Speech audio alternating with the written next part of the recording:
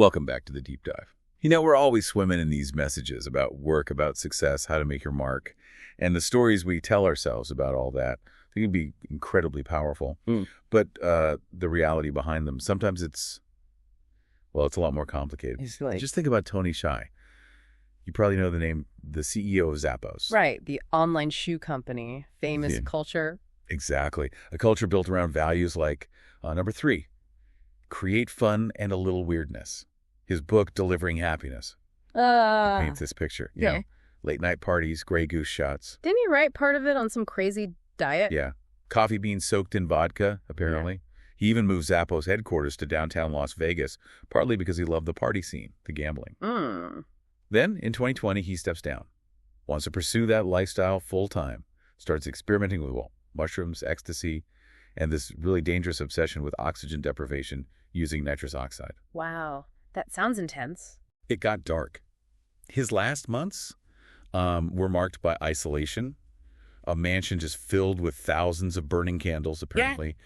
He declined physically, pretty drastically, and then he died, tragically, in a fire. Reports linked it to that oxygen obsession. God, that's heavy. But the paradox is when you hear from people who worked for him. Right. They often talk about how he genuinely encouraged them to be individuals, gave them space, to kind of carve out their own roles with very little bureaucracy getting in the way. That's it. The creative freedom, the fun, right alongside this incredibly troubled, tragic end. It's a really striking contrast. It really is. And that paradox, it's actually a perfect way into what we're diving into today. Okay. This deep dive is all about the really fascinating and sometimes kind of unsettling history of this idea of the entrepreneurial work ethic in America. We've got a whole stack of articles, research notes here to kind of trace its journey. Yeah, so our mission today is basically to unpack where this idea, which is so powerful now, where it first came from.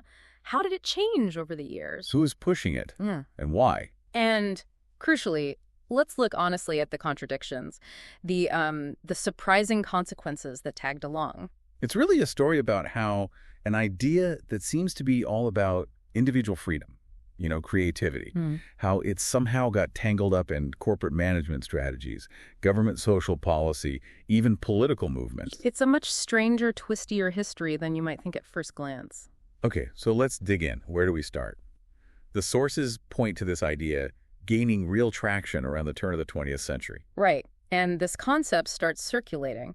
The idea that, quote, every employee is really his or her own mini entrepreneur. Moving away from just, waiting for the boss to tell you exactly what to do. And this wasn't just a random thought bubble. It took root in a very specific moment, and it was connected to a movement called New Thought that was pretty popular back then. And what a time that was. I mean, the sources really paint this picture of a society just buzzing with anxiety. Yeah. How so? Well, people's incomes were stagnating while prices were going up. Small businesses felt like they were getting totally crushed by these huge monopolies. Cities were exploding, felt chaotic and unfamiliar. Even, traditional gender roles were shifting. It felt unstable. Right. And into that uncertainty comes New Thought. It offered this powerful counter-narrative. Confidence, resilience, the idea that your mindset, your thinking could actually shape your reality. A kind of mental toolkit for coping. Exactly. And it was especially appealing for people feeling knocked off balance by all the changes in the world of work. Now, sometimes New Thought gets caricatured as just, positive thinking about leisure or whatever. Yeah, just vibes. But our sources show that writers influenced by it were arguing something pretty specific about work. That individuals, through their own creativity and effort, could actually conjure new work opportunities, even when traditional jobs seem to be drying up. And that was a really big break from the older way of thinking about work, what the sources call the industrious work ethic. Okay, what was that? That older idea basically assumed work was drudgery, kind of endless toil. But the upside was, you could always find some kind of menial job if you were just willing to grind it out. But industrialization was changing that whole picture. Completely. Yeah. Led to what historians call proletarianization, the rise of a permanent wage-working class. People who didn't own their own tools or control their own time anymore. The scale of it was huge, right? Massive. Between 1840 and 1870, the manufacturing workforce jumped something like 500%. For many people, like farmers or craftspeople, this was a wrenching shift. Suddenly you're clocking in, doing repetitive factory work. Losing autonomy. Exactly. And it sparked huge resistance. You see it in the early labor movement, the populists. And the very concept of being unemployed became a recognizable social problem. Yeah, the sources note the word unemployment first shows up in U.S. print in 1887. By the 1890s, you have things like Coxey's Army Unemployed Men marching on Washington. So public perception starts shifting. A little. People started seeing the unemployed less as just shiftless idlers and maybe more as victims of these larger economic forces they couldn't control. But even with jobs disappearing, that other idea persisted. The make-your-own-job idea. It was like this constant siren song, the sources call it, promising individuals the power to create better work for themselves. Even if that work ended up being pretty insecure, kind of like the gig economy today, maybe. Very similar vibe, yeah. And you had these early promoters really amplifying this message. People like Orison Swett Marden. Okay, who was he? He was a hotel owner who apparently lost everything, then reinvented himself writing success literature. His book, Pushing to the Front, in 1894, was a massive bestseller. Ah, one of those guys. Sort of the original model. He basically took new thought ideas and made them about achieving secular success. And he directly challenged that old industrious work ethic. He wasn't just asking, are you honest? He asked, are you content just earning an honest living? So raise your ambitions. Right. He urged people to constantly devise new ideas, new ways to improve themselves, create wealth. That was a fundamentally different message than the older moralists. And then the actual phrase, make your own job, gets a big boost later on. Yeah, during the Great Depression, actually. In 1933, there's a book published with that exact title, Make Your Own Job: Opportunities in Unusual Vocations, by Ryder and Doust. And this book is fascinating because it took what most people would just call, odd jobs. Like what? Making birdhouses, reading tea leaves, breeding tropical fish, stuff like that. And it elevated them. It reframed them as entrepreneurial acts. So not just scraping by, but being creative. Exactly. The authors insisted this wasn't just about working hard. It required real ingenuity. It meant, and this is a quote, recasting old habits into new molds. You weren't just finding work. You were creating it, creating the demand itself. The implication being, if you don't see opportunity, you're just not thinking creatively enough. Precisely. The responsibility shifts to the individual's mindset. Okay, so this idea about individual creativity is bubbling up. And then, kind of surprisingly, it starts to intersect with scientific management. Yeah, Frederick Winslow Taylor, his whole system, Taylorism, was theoretically aimed at benefiting both the worker and the employer. He even thought workers could push back against unfairness by choosing their own pace within his carefully designed systems. But it wasn't just about pace, was it? It was about breaking down tasks into these incredibly precise, measured physical movements. Right, and Taylor thought high wages would get workers to buy in. But a lot of employers didn't want to pay those high wages. And the old way of enforcing compliance, basically, brute force, coercion, the foreman's empire relying on arbitrary power, kind of like plantation overseers, that didn't really work for getting someone to move their fingers just so. You can't bully someone into performing micro movements efficiently. Exactly. So scientific management, while aiming for efficiency, actually disrupted that older, cruder form of control. And this disruption, plus growing labor unrest, things like the Ludlow Massacre in 1914 were horrific. Truly awful. Striking miners and families attacked. That spurred the growth of new fields like industrial psychology, personnel management. Our sources show philanthropists, like the Rockefeller Foundation, started pouring money into university research. They were looking for ways to solve the labor question. Trying to find less violent, more effective ways to manage workers and keep the peace. And these new American social scientists, they weren't just inventing things in a vacuum. They were looking across the Atlantic, particularly to German scholars. Like Werner Sombart, Max Weber. Right. And this is where we get the German concept of the Unternehmer. Okay, what does that mean? It described a business leader who wasn't just seen as diligent or competent, but as this energetic, vital, almost heroic masculine figure, someone with a passionate joy in work. It injected this element of personality, charisma, into the idea of business leadership. Interesting. Not just a manager, but a dynamic force. Exactly. And then you get thinkers at places like Harvard Business School. They're influenced by figures like the Italian sociologist Vilfredo Pareto, people like Elton Mayo, Lawrence Henderson. Pareto had some influential ideas about social stability, right? Yeah, his thinking was basically that for society to hang together, the masses needed to accept ideas formulated by the elites. These skillful rulers understood how to tap into people's deep-seated feelings and habits. He called them residues. rather than trying to persuade them with logic. Manipulating sentiment rather than reason. Kinda. And this influenced the shift at Harvard towards what became known as the Human Relations School. Mayo and later Chester Barnard, they started emphasizing leadership, intuition, charisma over purely technical management skills. So less about the stopwatch and more about inspiration. Pretty much. Barnard, in his book, The Functions of the Executive, explicitly argued that real creativity in an organization didn't come from the workers or their tasks. It resided in the executive, in their ability to inspire, to lead, to create a shared purpose. That's a significant shift in where you locate the creative spark. Huge. And they even reinterpreted famous studies through this new lens, like the Hawthorne studies. The lighting experiments. Right. Initially, they were testing things like, does better lighting or more breaks improve productivity? But the big takeaway, especially as Mayo framed it, wasn't really about the lights or the breaks. What was it then? It was that productivity went up because the workers felt seen. They felt the attention of the leadership, and they built camaraderie among themselves. The improved conditions were seen almost as just proxies for the executive's personal interest and inspiration. So it wasn't the material changes, but the feeling of being valued and led. That was the interpretation. It located the key driver of productivity and creativity firmly with the manager, the executive who could inspire those feelings. Okay, so let's jump forward a bit. Mid-20th century.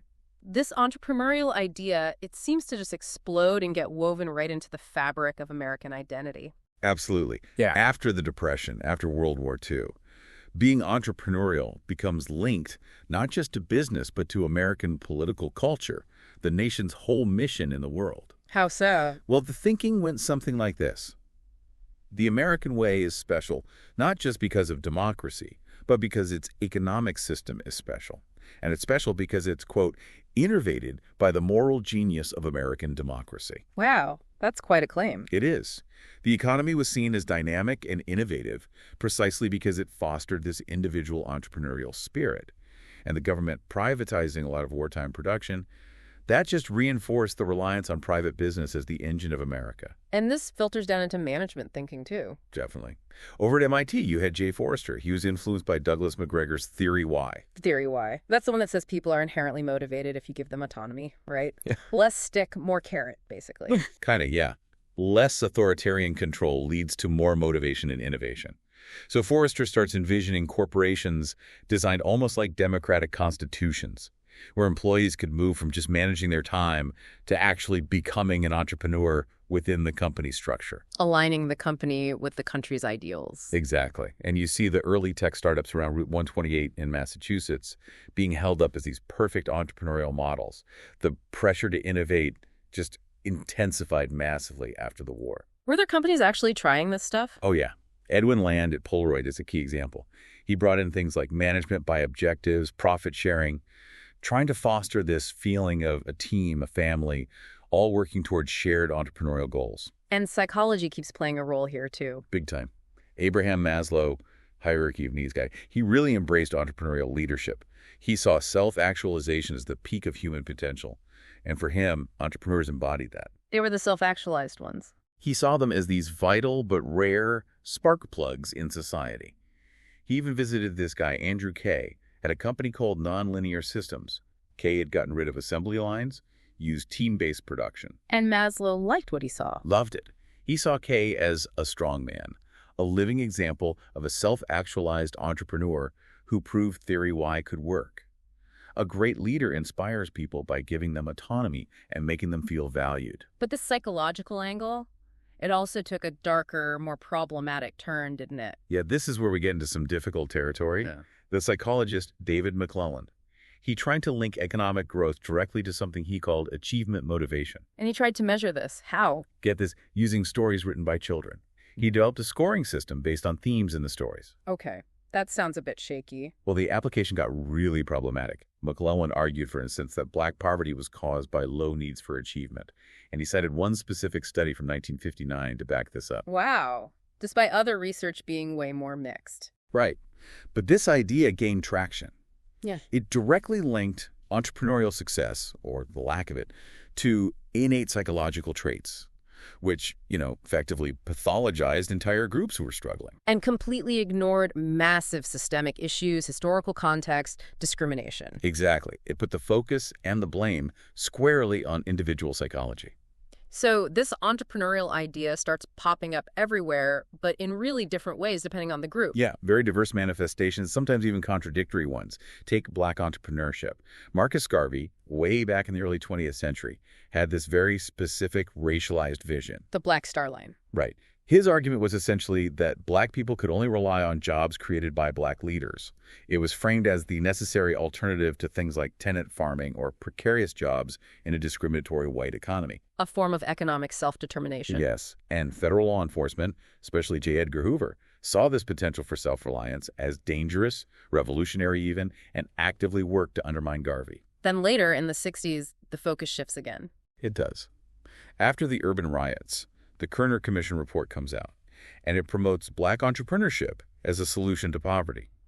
The focus is on self-employment, creating jobs within Black communities. And this was sometimes positioned against government programs. Yeah, sometimes explicitly framed as an alternative to what were seen as failing public sector efforts.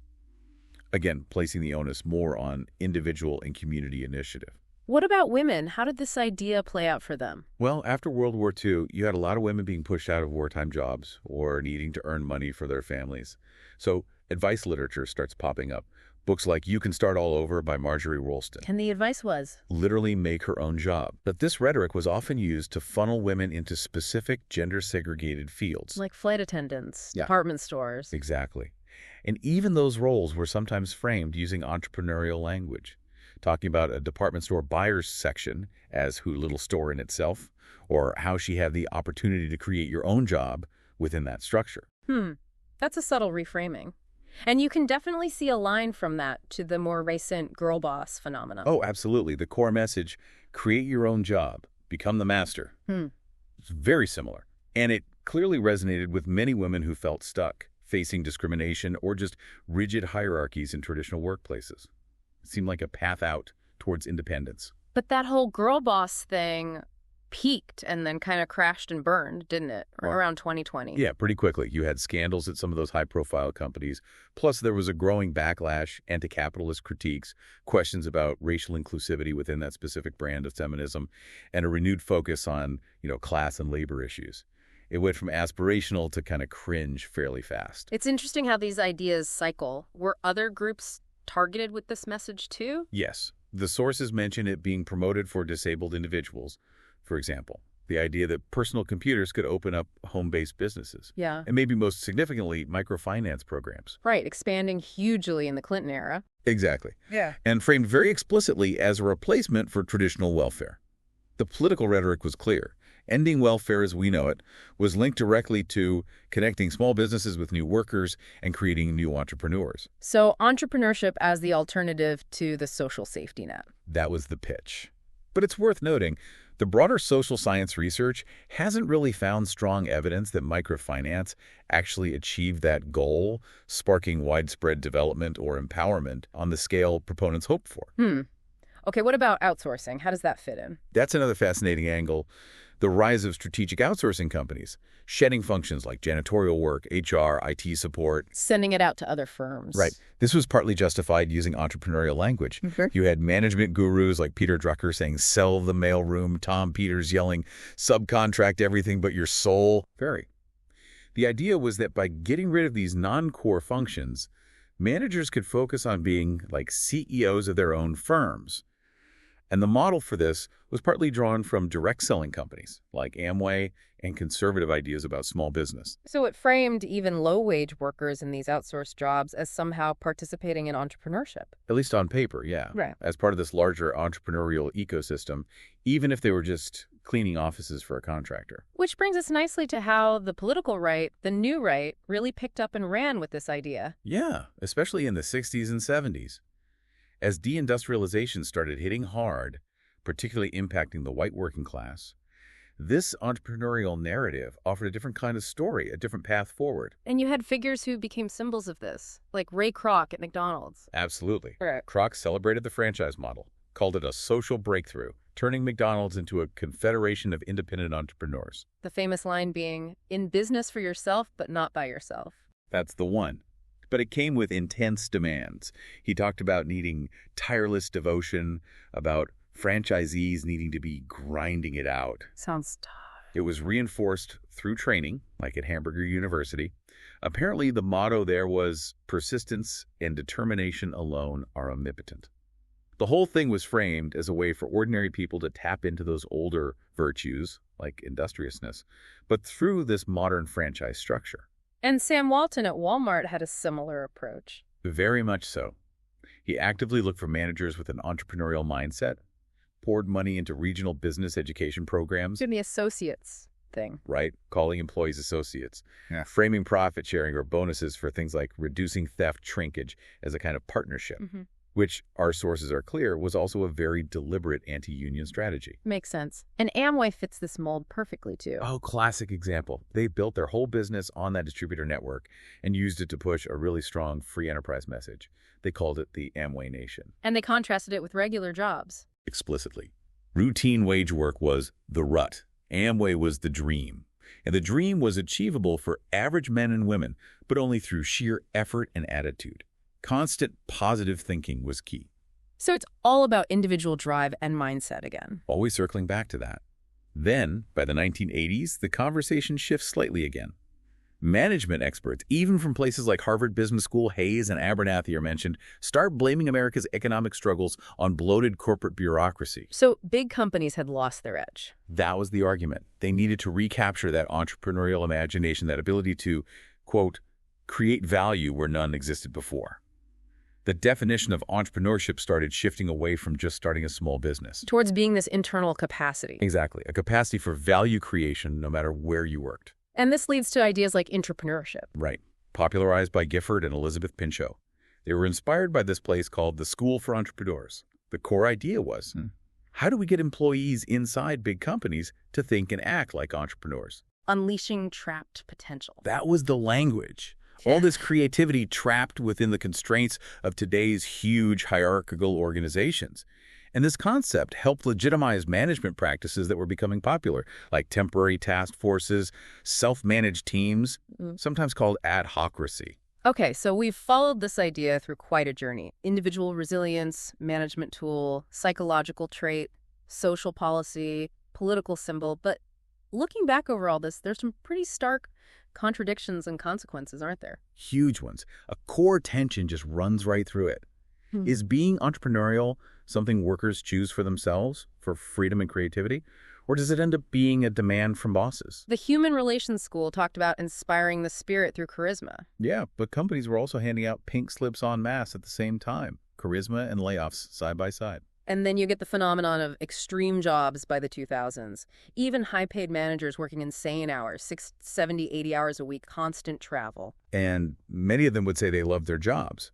But it makes you ask, as one source puts it, is that genuine passion? Or is it a required performance? Are they trying to enforce unforced enthusiasm? That's a chilling phrase.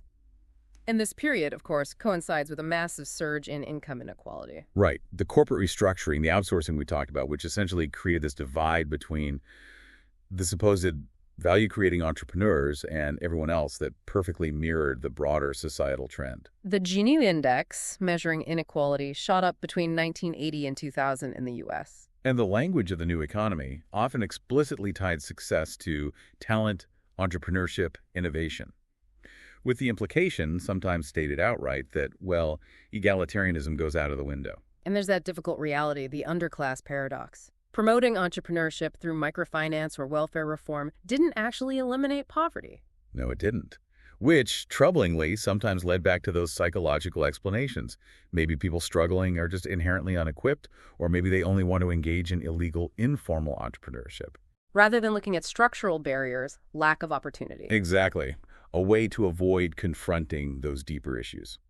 It's also interesting how the idea of entrepreneurship itself kind of changed. The economist Joseph Schumpeter actually predicted this might happen, that it could lose its mystique if it became too routine, too systematic. And Peter Drucker in 1985 basically called it systematic work. Innovation stops being this magical spark and becomes just another expected output. Which kind of undermines the whole heroic individual narrative. It definitely strains it. And psychology, again, comes back in a way that can shift blame.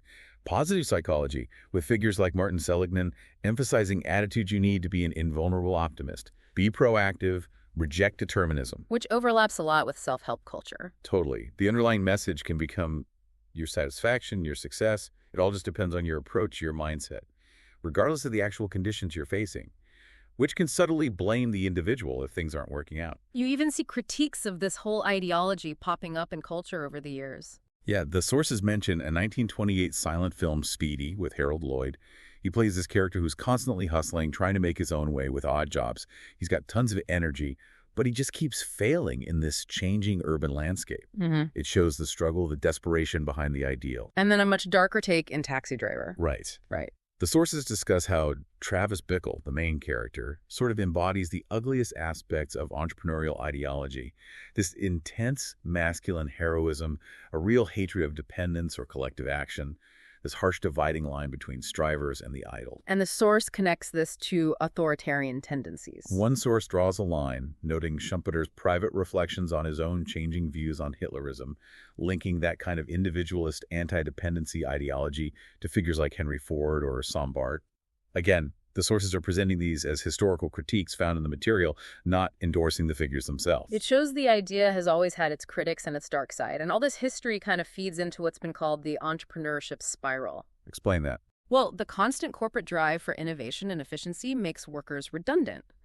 That redundancy then puts immense pressure back on individuals to be entrepreneurial, often demanding really punishing levels of self-exploitation just to survive or get ahead, which then fuels the next cycle of innovation and redundancy. A relentless loop.